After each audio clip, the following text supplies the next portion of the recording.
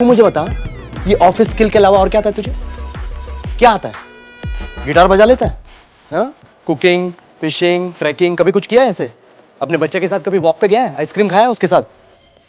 कब करेगा ये सब जरूरी नहीं है। अब तू बोलेगा यार ये सब तो मैं वीकेंड पे करूंगा। हाँ, किसने बोला ये? क्या जिंदगी सिर्फ संडे को जीने के लिए है? कौन सी कंपनी ने बोला ये कि मंडे टू सैटरडे मरते रहो और सिर्फ लाइफ जो है संडे को जियो? कहां लिखा है ये? कितने साल का है तू अभी? 30 का ना?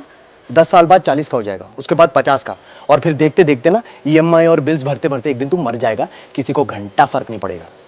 जिस दिन मर रहा होगा तू बैठ के सोचेगा क्या किया यार मैंने? कीबोर्ड के साथ हिलाया और कुछ नहीं।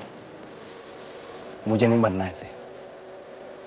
सो I am gonna go right now and enjoy the other half day of my life. Good luck with your full day.